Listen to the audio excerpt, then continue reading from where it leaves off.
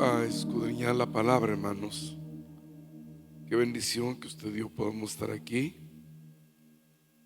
que tenemos vida y salud para poder venir a disfrutar de la presencia de Dios en este lugar. Vamos a la escritura, hermanos, vamos al libro del Éxodo, capítulo 12. Dios bendiga a todas las personas que nos están visitando esta noche. Por ahí, la otra vez vino Julia y no la saludé. Julia, Dios te bendiga. Qué gusto verte en la casa de Dios. A cada persona que nos visita, hermano, le damos la bienvenida a este lugar. Amén. Leemos. Dice la Biblia: habló Jehová a Moisés y a Aarón en la tierra de Egipto, diciendo: este mes será principio de los meses del año. Para vosotros será el primero de los meses del año.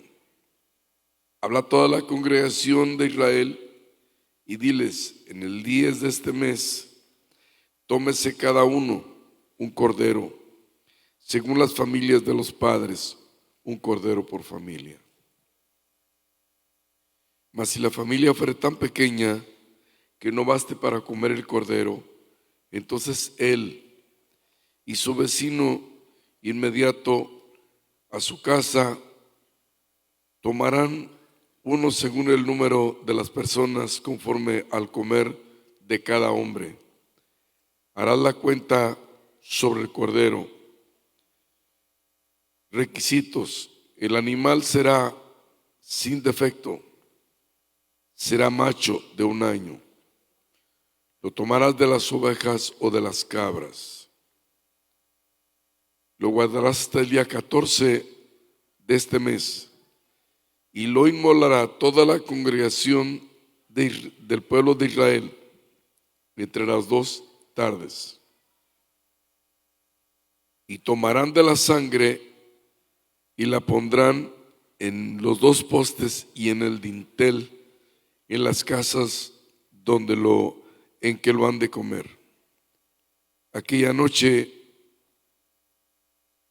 comerán la carne asada al fuego y panes sin levadura con hierbas amargas. Ninguna cosa comeréis del cruda ni cocida en agua, sino asada al fuego. Su cabeza con sus pies y sus entrañas. Ninguna cosa dejaréis de él hasta la mañana, y lo que quedare hasta la mañana lo quemaréis en el fuego. Y lo comerán los así, ceñidos vuestros lomos, vuestro calzado en vuestros pies, y vuestro bordón en vuestra mano, y lo comerán apresuradamente. Es la Pascua de Jehová. Así pues, yo pasaré aquella noche por la tierra de Egipto y heriré a todo primogénito en la tierra de Egipto, así de los grandes como de las bestias. Ejecutaré mis juicios en todos los dioses de Egipto, yo Jehová. Todos vamos a leer el último versículo. Y la sangre os será por señal en las casas donde vosotros estéis, y veré la sangre y pasaré de vosotros, y no habrá en vosotros plaga de mortandad cuando hiera la tierra de Egipto. Oremos a Dios. Padre, muchas gracias te damos en esta noche por tu palabra. Tu palabra es luz, poder, autoridad. Tu palabra tiene vida. Te pedimos, Señor, que bendigas el consejo de la misma, Señor, y que tu pueblo, Señor, pueda atesorar este mensaje. Los que nos escuchan allá en otras naciones, te pido, Dios, que les des entendimiento para atesorar este mensaje en el nombre de Jesús. Amén. Amén. Ocupe su lugar, por favor.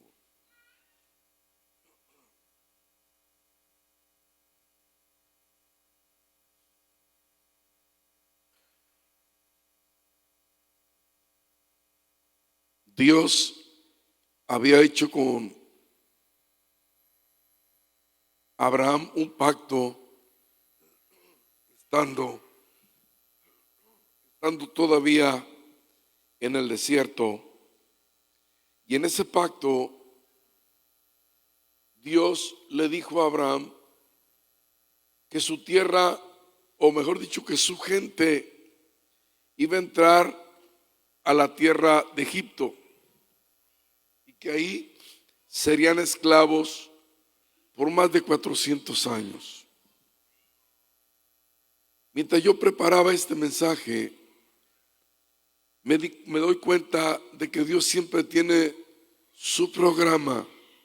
Él sabe los tiempos, Él sabe las sazones, Él sabe cuándo, cómo y de qué manera actuar a favor de su pueblo. La Biblia dice que estando en el desierto hacen un pacto Abraham y Dios. Si quiere vamos al libro del Génesis. Gloria a Dios. Libro del Génesis. Aleluya. Ahí en el capítulo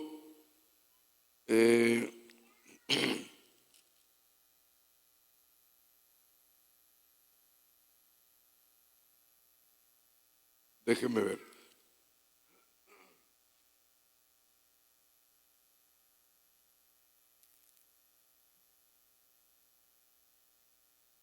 Capítulo 15.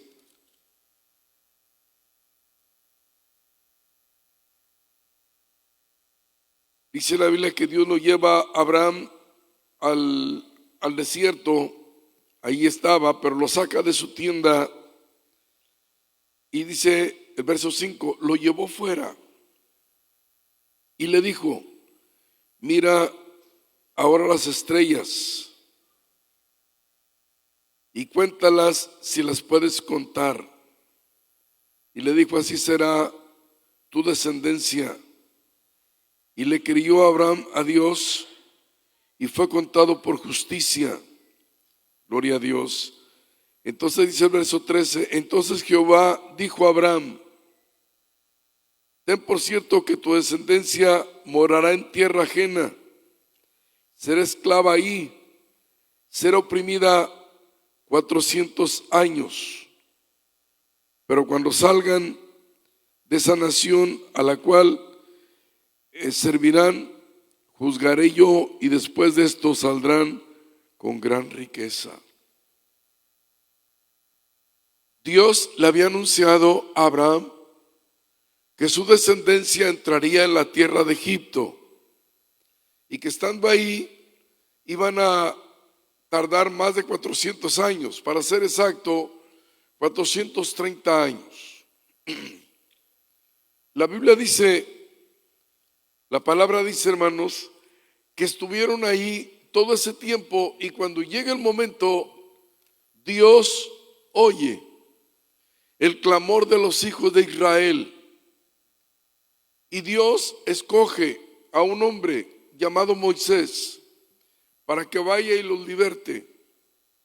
Moisés llevaría el siguiente mensaje al faraón y le diría: así dice Jehová, deja salir a mi pueblo para que me sirvas. Faraón tuvo la osadía de decir: ¿quién es Jehová? Faraón pensaba que era uno de los dioses de su arsenal que tenía de dioses ahí. Él no sabía que Jehová era el único y soberano Dios, creador de los cielos y de la tierra, quien daba la orden, y a Dios no se le cuestiona. Cuando Dios ordena, hay que actuar enseguida.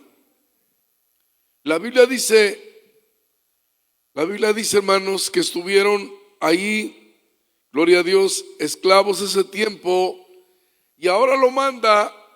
Y cuando llega Faraón, obviamente Faraón, hermanos, no iba a dejar salir una nación que le había servido de esclavos tan fácil. Pero Dios, que ya conocía que esto iba a pasar, le fue enviando plaga tras plaga. Le envió, hermanos, la plaga de sangre en el agua. Le envió la plaga de piojos. Es más, todavía andan por ahí algunos circulando, hermanos. Por ahí de vez en cuando nos da rasquiña. Por ahí anda algunos circulando todavía. Luego le envía la plaga de las moscas, la plaga del granizo, las úlceras. El ganado se le muere. Le manda las langostas, que son terribles, acaban con las cosechas. Le mandó tinieblas, que si aquí vivían en este espacio un hebreo, solamente al cruzar medio metro para acá, ya donde vivían los egipcios, en las tinieblas eran tan espesas que no se podía ver. Yo recuerdo hace algunos años, bueno, y hace muchos años, nosotros regresábamos de Guanajuato a California, y en una ciudad llamada Bakersfield, ahí hay una sierra, y cuando bajamos de la sierra estaba la neblina, íbamos de noche. Yo iba manejando, yo manejé desde allá. Hermanos, quería llorar porque no miraba más que de aquí a unos 5 metros. No podía ver, eran tinieblas, era lo que le llaman la brisa. Allá hay muchos accidentes cuando pasa eso. Alguna vez hay accidentes que se accidentan hasta 100 o más carros, 200 carros. Porque de adelante de pronto se frena y luego el otro y el otro y el otro y el otro. Entonces me acordé, hermanos, me recuerdo de momentos así, pero en Egipto era peor. Las tinieblas eran peores. Gloria a Dios. Luego les mandó las ranas.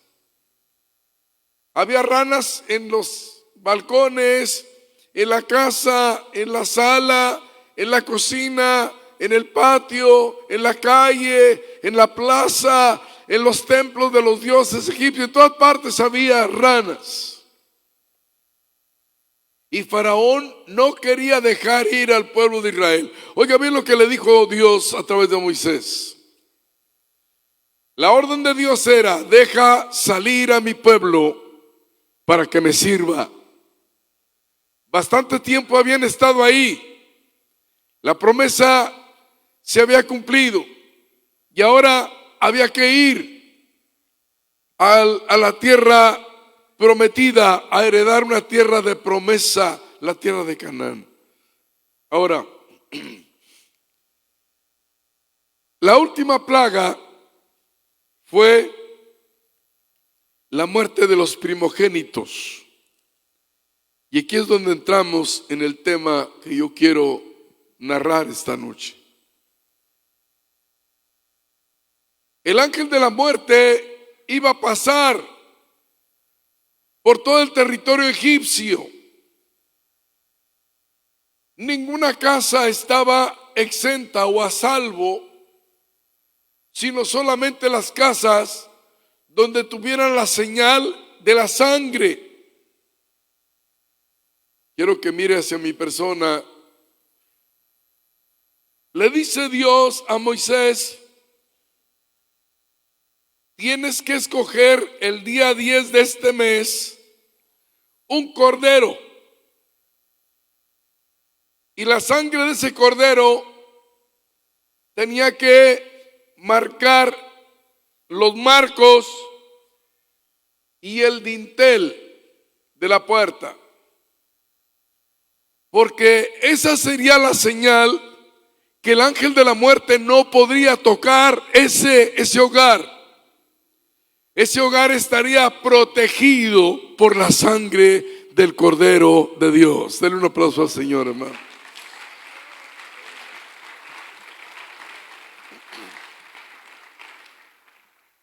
Le dio Dios a Moisés especificaciones muy claras. Le dijo: el cordero será sin defecto.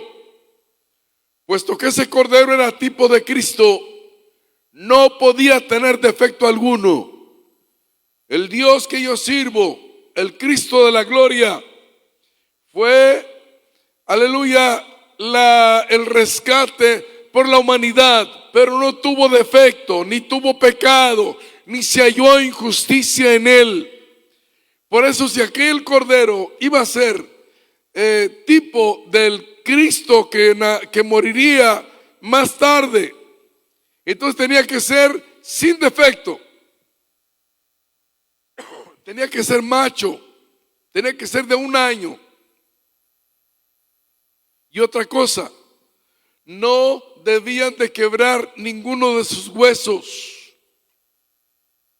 Tenía que morir, escúcheme bien, tenía que morir aquel cordero para salvar a las familias hebreas. No podían hacerlo hervido, tenía que ser asado, porque era tipo del sufrimiento que iba a tener Jesús en la cruz del Calvario. Ellos lo celebraron en Egipto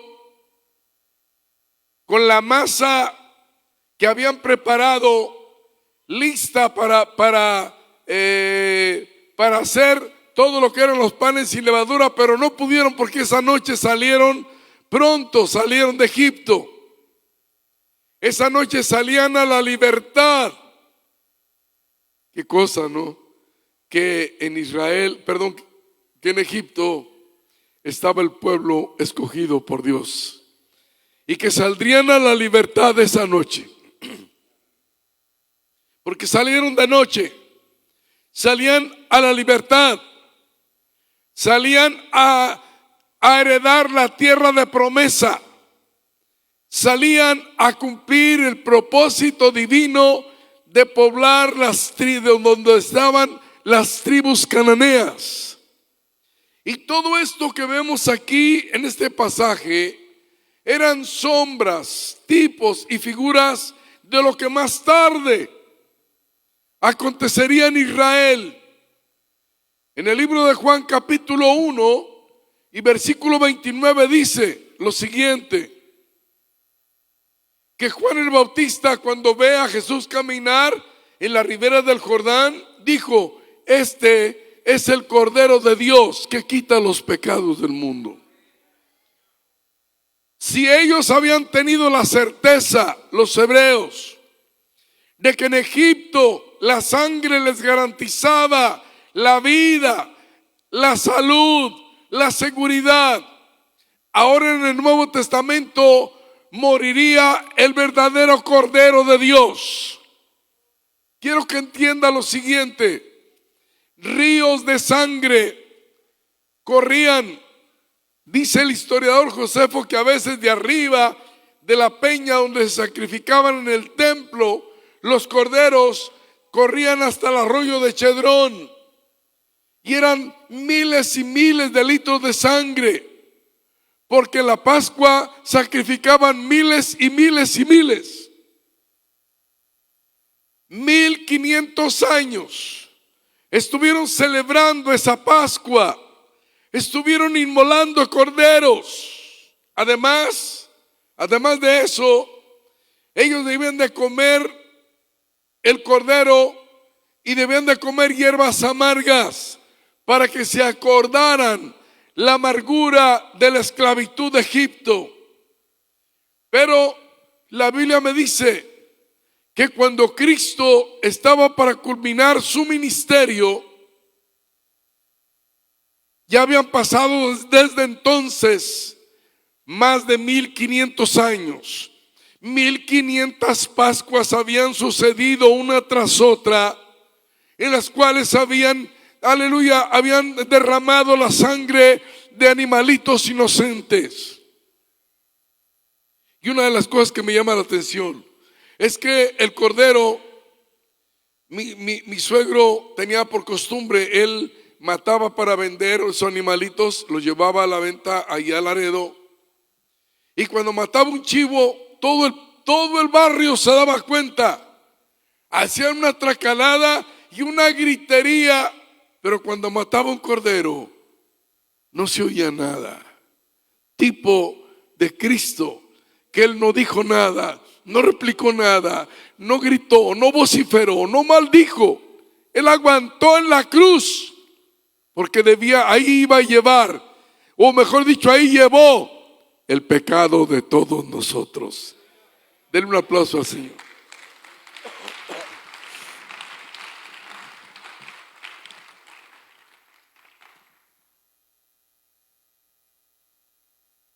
El pueblo hebreo no sabía. Tenían los ojos vedados para entender que lo que ellos estaban viviendo eran las sombras, los tipos, las figuras. Pero no alcanzaron a discernir cuando el verdadero, el único Cordero de Dios iba a morir en una cruz. Dice el Salmo 22, describe cómo iba a morir. Dice: horadaron mis pies y mis manos, sobre mi ropa echaron suertes. El Salmo 22 era como si el salmista estuviera al pie de la cruz viendo y escribiendo. El libro del profeta Isaías dice: ¿quién ha creído en nuestro anuncio? ¿Sobre quién se ha manifestado el brazo de Jehová? Subirá cual renuevo delante de él, y como raíz de tierra seca.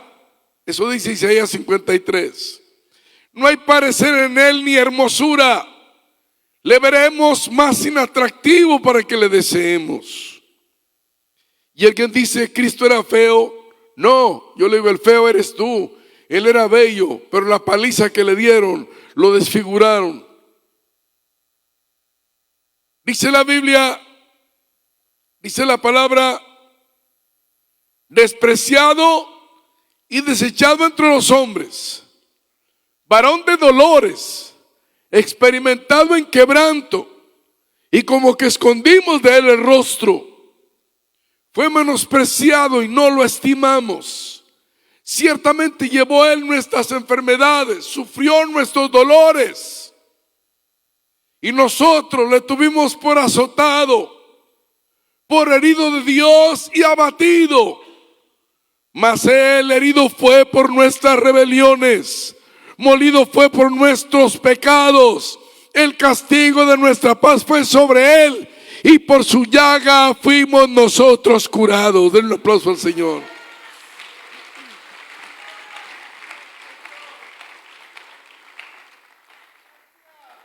Enfrente de los ojos del pueblo hebreo estaba sucediendo la obra más grande de todos los tiempos. El Dios del cielo se hizo carne en el vientre de María la Virgen para poder redimirnos a nosotros. Adán le había fallado a Dios, Eva también y sus descendientes, pero el segundo Adán, el Hijo de Dios, el Cristo de la gloria, él no le iba a fallar a Dios. Dice la Biblia que fue tentado en todo, pero sin pecado, que no hallaron, aleluya, culpa en él.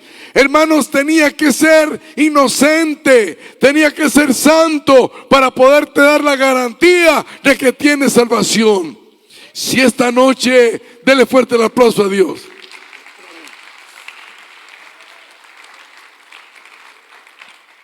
Si esta noche estás sentado aquí en esa banca, agradeciendo a Dios por tu salvación, fue porque el único Cordero que murió por ti en la cruz y que su sangre fue eficaz, fue y será eficaz, y que no hay necesidad de ningún otro sacrificio, porque fue suficiente el sacrificio del Calvario. Denle un aplauso al Señor.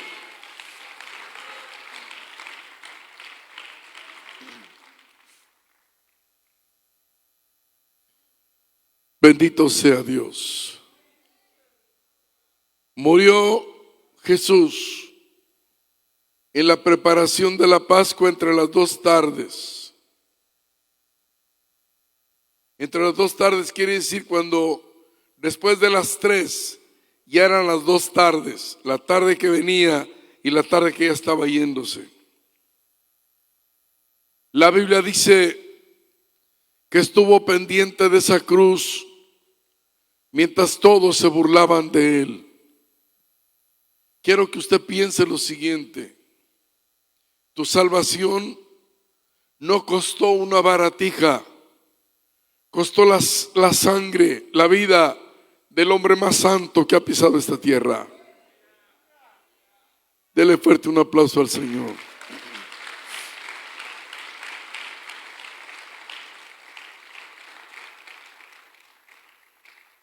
Y que además la justicia divina lo requería. Por eso ningún ser humano, llámese como se llame, sea quien sea, la casta, el linaje, la familia de donde venga, no importa quién sea, el único que le puede salvar se llama Jesucristo. El único que puede limpiar sus pecados se llama Jesucristo. El único que fue a la cruz por usted se llama Jesús. El que dio su sangre por usted se llama Jesús. Usted está aquí libre por la sangre preciosa de Cristo. La Biblia dice: conocerás la verdad y la verdad te hará libre. Estás aquí por el sacrificio de Cristo en la cruz del Calvario. Déselo fuerte que es para Dios.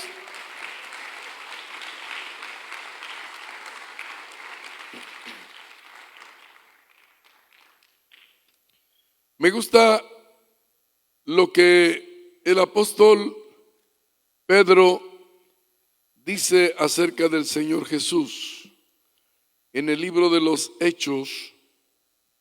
Si usted me puede acompañar en su Biblia,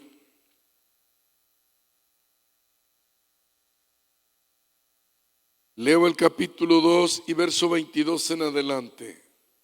Parafraseo un poco antes de leer. Pedro está predicando el día del Pentecostés. Hacía días que Pedro había negado a su maestro y Señor. Lo habían visto cómo lo llevaban, y en el mismo patio del sumo sacerdote se atrevió a negarlo. Es más, la Biblia dice, maldijo, no sé qué diría, pero maldijo, dice la Escritura.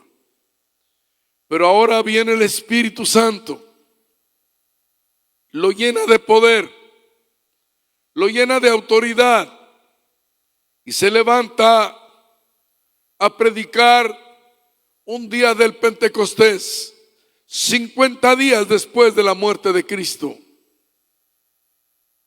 Ya Jesús había hablado con él, ya le había preguntado algo y le había dicho 3 veces: Pedro, ¿me amas? La Biblia dice que Pedro le dijo: sí, Señor, pero ya con más recato, ya con más temor, no quería fallarle otra vez. Ahora Pedro, el mismo Pedro, se levanta y da su mensaje en frente de aquella multitud en una fiesta nacional. El historiador Josefo dice que a veces en la pequeña ciudad de Jerusalén había hasta 2 millones de personas que se tenían que ubicar a veces en Belén, Nazaret o cualquier otro lugar, porque no había espacio para nadie más.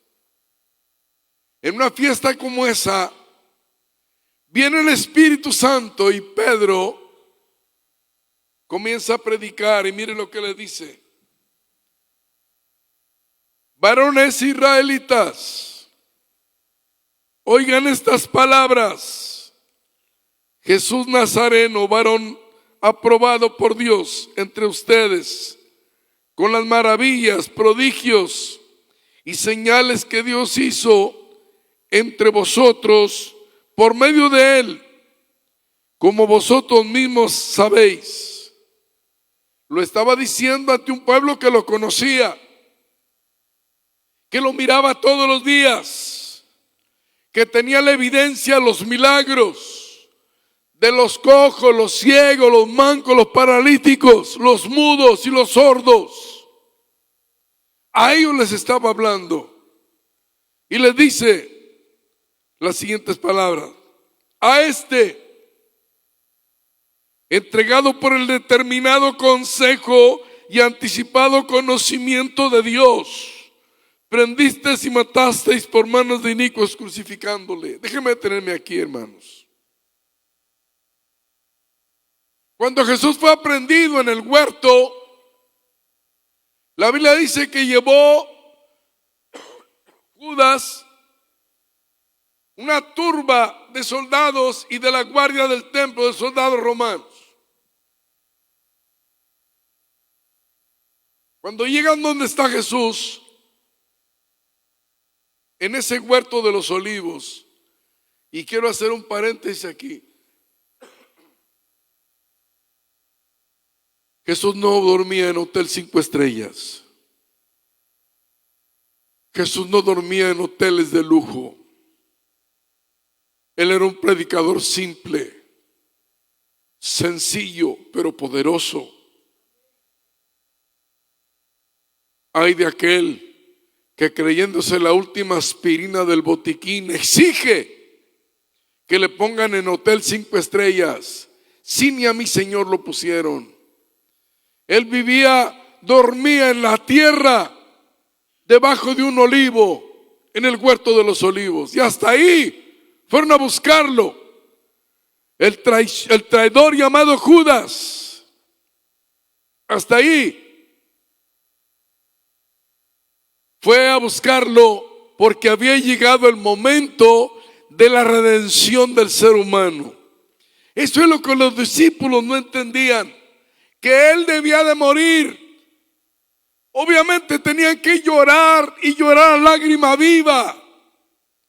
Tener a un ser de esa naturaleza con ellos, vivir con ellos, verlo todos los días, dormir ahí al lado donde Él dormía, oír lo que Él decía, sus palabras. No era fácil desprenderse de Él,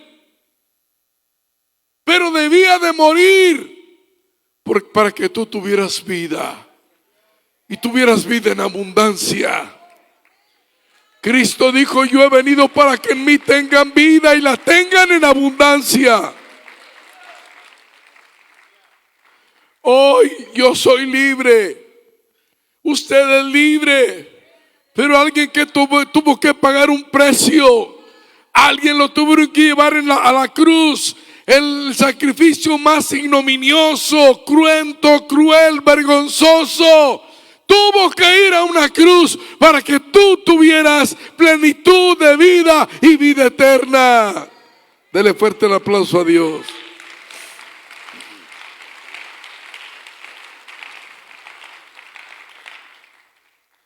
Lo que me gusta es lo que dice Pedro: a entregado por determinado consejo de Dios. Judas pensaba que era por sus trabucos.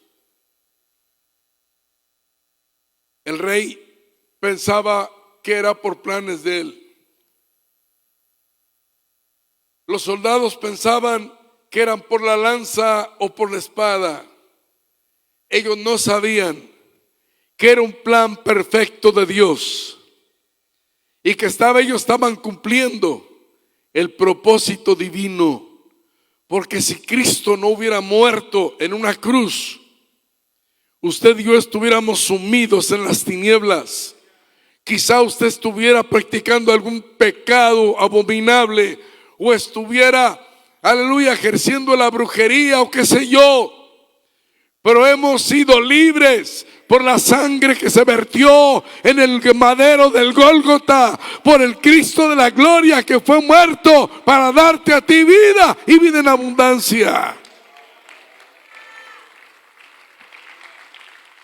Déselo fuerte, que es para Dios. Es para mi Cristo de la gloria.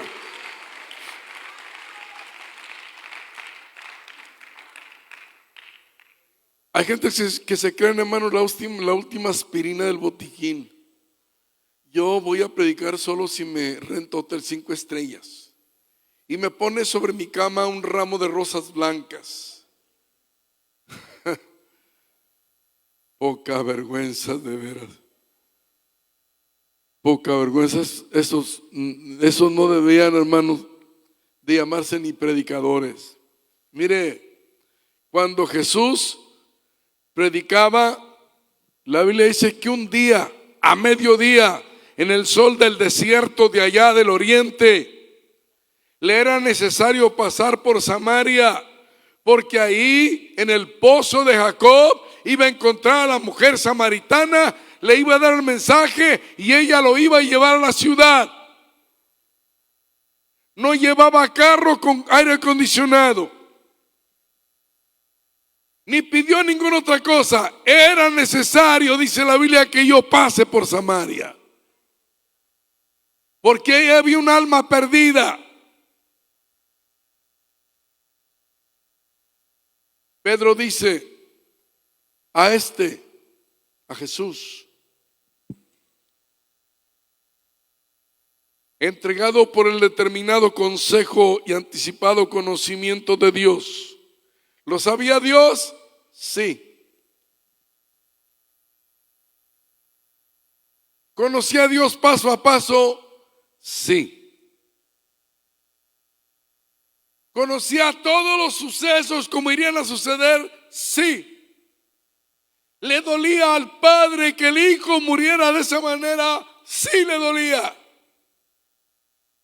Es más, cuando Cristo muere en la cruz, la Biblia dice que clama desesperado y dice: Padre mío, ¿por qué me has desamparado? Los teólogos dicen que en ese momento, cuando Cristo estaba muriendo, Dios tuvo que voltear su rostro un momento hacia otro lado, porque miraba la inmundicia del pecado en los hombros del Señor, y miraba cómo su Hijo moría en una cruz, aleluya, para salvar pecadores viles y corrompidos como nosotros los seres humanos. Pero se cumplía lo que él le dijo a Nicodemo: porque de tal manera amó Dios al mundo, que ha dado a su Hijo unigénito, para que todo aquel que en él cree no se pierda, mas tenga la vida eterna. Déselo fuerte si es para Dios.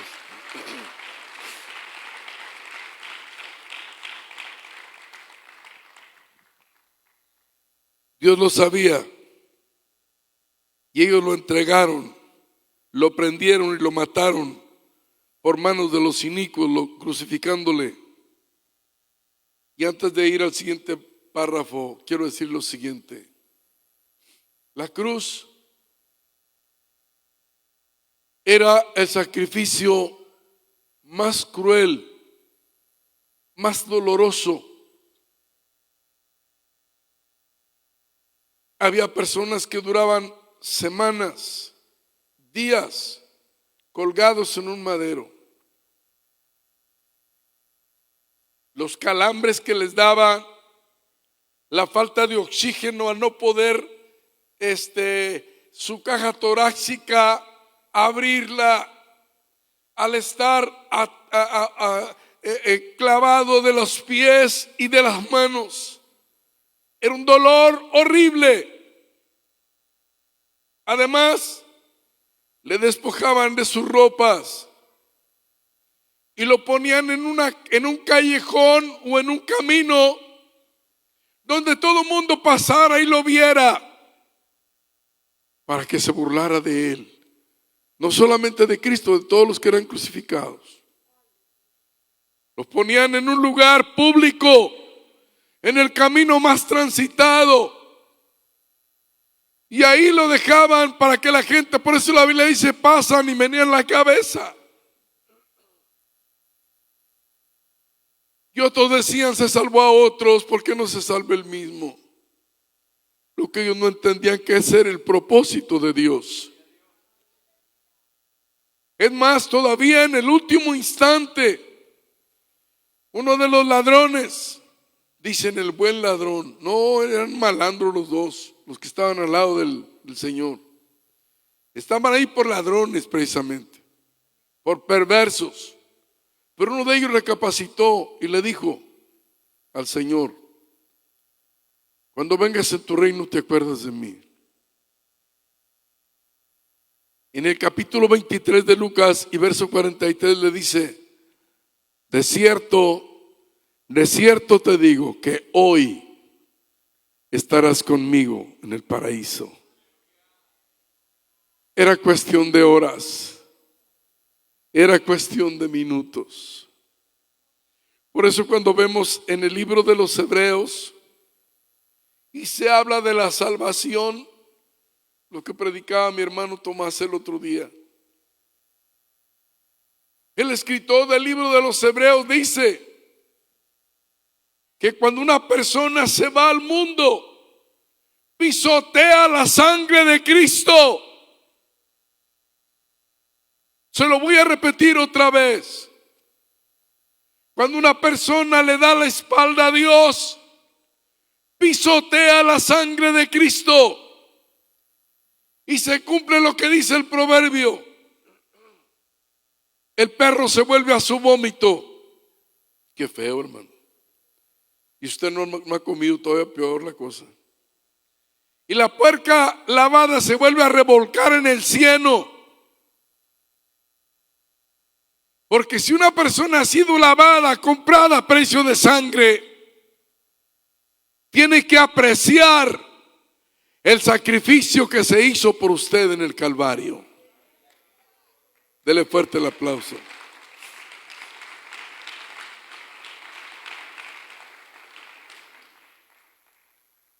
¿Qué más les dice Pedro? Fíjense qué valiente Pedro, hermanos. Ahora le está diciendo: ustedes fueron ustedes. Antes estaba escondido, ahora con el Espíritu Santo estaba bravo, hermanos. Pedro era de carácter firme. Y les dijo: ustedes fueron, ustedes lo mataron, ustedes lo crucificaron. Pero Dios lo levantó de entre los muertos. ¿Qué más dice aquí? El cual Dios, aquí es lo que me gusta, esto es lo que me gusta, hermano. Al cual Dios levantó, verso 24, sueltos los dolores de la muerte, por cuanto era, diga conmigo, era imposible. Dígalo otra vez, era imposible. Otra vez, era imposible que la muerte retuviera a Jesús. Eso es lo que dice aquí la palabra. Ahora, si nosotros visualizamos todo el panorama, nos damos cuenta que le prometió al ladrón aquel: hoy te voy a llevar conmigo al paraíso. Aquella tarde, cuando Cristo murió y el ladrón también murió, allá en ese lugar abajo que se llama el paraíso, se llamaba porque ya está en el cielo, donde estaban los hombres del Antiguo Testamento esperando la redención de la humanidad. Ellos no tenían la bendición que usted y yo tenemos. Ellos cuando morían tenían que ir allá abajo a un lugar de descanso, de reposo, de paz, de solaz. Se le llamaba el paraíso. Y Jesús le dijo al ladrón: hoy te llevo conmigo al paraíso. Me imagino cuando Jesús entra al paraíso, ahí estaba Abraham. Me imagino que le dijo a Sara: Sara, ¿te acuerdas el que nosotros le dimos mantequilla y le hicimos un ternero? Ahí está llegando. Y le fue a predicar y les fue a decir, no predicación para salvación, les fue a decir: señores, lo que estaba escrito de mí se ha cumplido. Y cuando llegó el día de la resurrección, ni uno solo quedó en el paraíso. Jesús y todos los millones de personas volaron a conocer al cielo, las calles de oro y el mar de cristal. Dele fuerte el aplauso que es para Dios.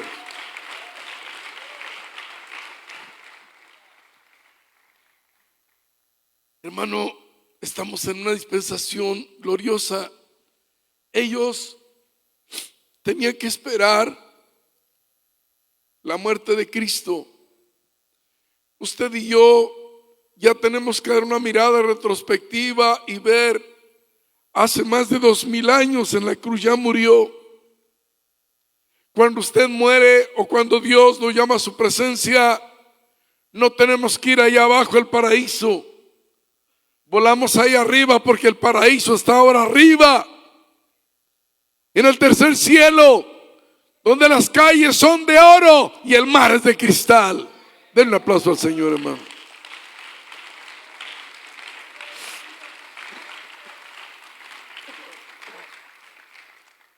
Estoy terminando, hermanos. Hace algunos días me bañé con agua helada, hermanos, y el primer precio que tuve que pagar es que tenía que estar brincando ahí cuando me caía el agua. Pero el segundo es que me afectó mucho a mi voz. Vayamos a la escritura, 2 de Corintios. Segundo libro del apóstol San Pablo a los Corintios. Ahí, hermanos, en su último capítulo, capítulo 12. No, tiene 13, pero vamos al capítulo 12.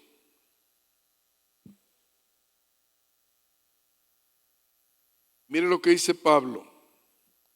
Ciertamente no me conviene gloriarme, pero vendré a las visiones y a las revelaciones del Señor.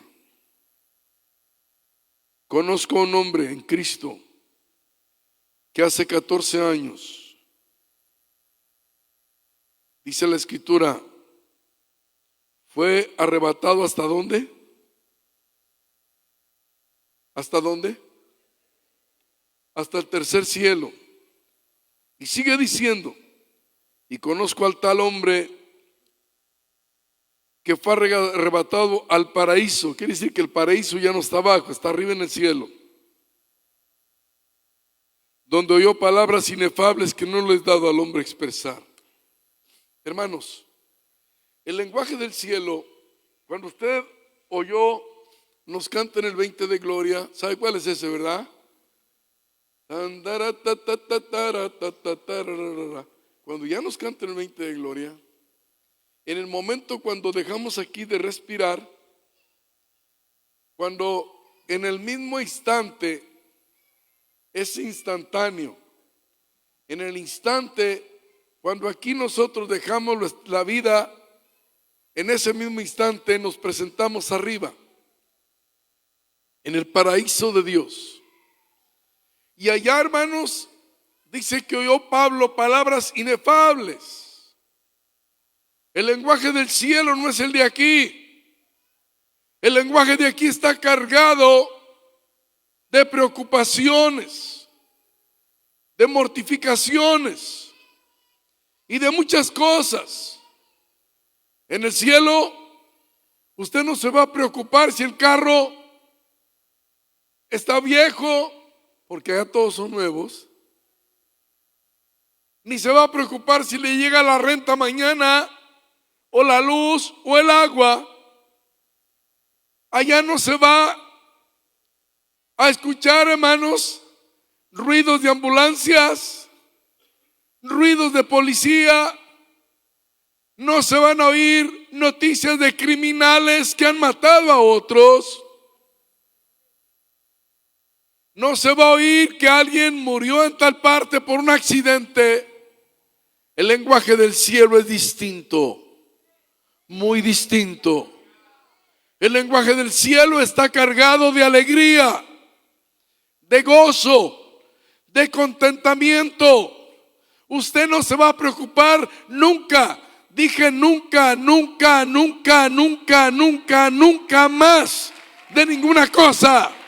Porque ahí todo está hecho por Dios para disfrutar de la vida eterna. Es más, le digo lo siguiente, y estoy terminando. Si usted nunca ha tenido una casa, o si tiene una pequeña chocita de unos 2 cuartitos, No se preocupe, los de aquí son terrones, uno puesto sobre otro, bloques, uno puesto sobre otro. En el cielo tendremos lo que se llama una mansión. Si yo fuera usted, le codeaba al que estaba ahí a un lado y le decía: ahí te hablan. En el cielo no son casitas. Ahí no hay Infonavit, el Infonavit desapareció. No hay, hermanos, aleluya, de ningún tipo de casa de las que hay aquí. Yo no sé usted, hermano, pero a mi casa yo le he tenido que poner arriba ese, ¿cómo le llaman? Impermeabilizante, porque a veces llovía más adentro que afuera. Ahí en el cuarto donde yo duermo llovía aquí, llovía aquí, llovía aquí. Y llovía a un lado de la cama, y a veces la cama también tenía una vasija ahí que decía clac, clac, clac, clac, clac, clac.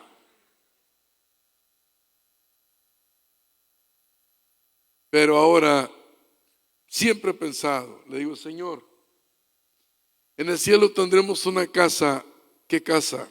La palabra casa queda corta. Tenemos una mansión. Cristo dijo, Juan capítulo 14, en la casa de mi Padre muchas mansiones hay. Quiero que piense, y con esto termino. La Biblia dice que la Nueva Jerusalén mide casi 3,000 kilómetros de largo, 3,000 de ancho y 3,000 de alto. ¿Cuántos pisos caben en 3,000 kilómetros, hermano? Los que hacen cálculos dicen que a una velocidad moderada en un carro usted tardaría miles de años en recorrer calle por calle. Pero lo bueno aquí viene: usted tiene ya una casa que tiene ahí su nombre. Ya tiene su nombre ahí.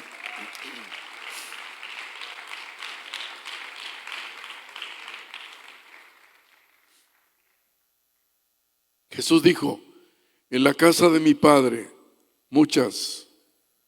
Y Jesús nunca fue exagerado, hermanos.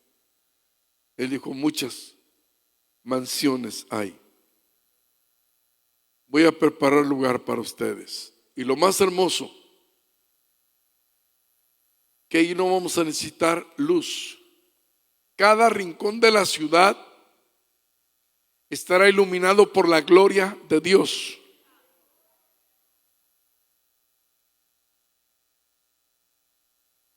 Y para aquellos que les gusta la fruta, del trono de Dios sale un río, y en ese río hay un agua cristalina no contaminada, y a los dos lados del río hay árboles que cada mes tienen una fruta distinta. Yo nunca he visto un guayabo dar mezquites, de verdad, yo ni nunca lo voy a ver, ni una piña dar toronjas. Pero ahí en el cielo sí. Los árboles del cielo cada mes, a los dos lados del río, cada mes dan un fruto distinto. No vaya usted a pensar que estoy inventando. Yo, está en la Escritura, está en la Biblia. Apocalipsis 22 dice que a los dos lados del río hay árboles, y que esos árboles dan un fruto cada mes. Y lo más bonito es que allá no va a haber boticas, ni farmacias, ni doctores. ¿Me oíste, Tommy? ¿Sí? Se te acabó la profesión cuando lleguemos allá. Allá no va a haber doctores. Allá todo mundo estará sano. Y otra cosa, a usted no le faltará ni una pestaña. La persona que perdió un pie, una mano, un ojo, va a estar totalmente completo. En el cielo no hay mutilaciones, en el cielo está todo perfecto. Dice la Biblia que ahí brincará el cojo como un ciervo. Ahí cantará la lengua del mudo. Ahí no habrá mal, según el libro 11, el capítulo de Isaías, capítulo 11. No habrá mal en todo mi santo monte, dice la Biblia. ¿Todo por qué? Porque un día Jesucristo murió por nosotros. Por eso hay de aquellos que enseñan que usted tiene que hacer tal y tal cosa, que tiene que dar tal y tal limosna para poder entrar al cielo. Mentiras. Usted no puede hacer nada por entrar al cielo. Nada. Nada puede hacer. Nada. Dije nada. Lo único que usted tiene que hacer es creer. La Biblia dice: el justo por la fe vivirá. Creer en el sacrificio de Cristo, porque lo que usted haga no vale ante Dios, sino lo que hizo su Hijo en la cruz del Calvario.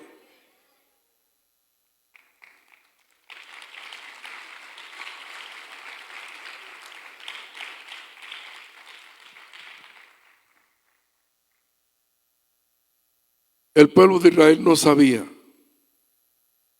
que ellos vivían las sombras, los tipos, las figuras en aquella Pascua primera y todas las miles de Pascuas que han vivido ellos, porque hasta ahora muchos de ellos no han creído en el Mesías. Pero aquellos que son judíos mesiánicos, que son muchos, y que Dios se ha revelado a ellos, entienden que el único cordero que les garantiza y les va a garantizar siempre su salvación es el Cordero de Dios, que quita los pecados del mundo. Bendito sea su nombre.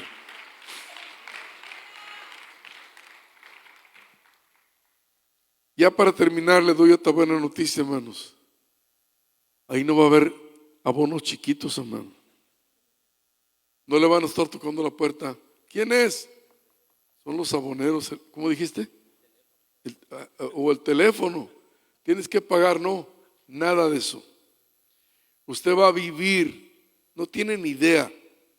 Por eso Pablo dijo que el lenguaje de él le quedó corto, y Pablo era un políglota.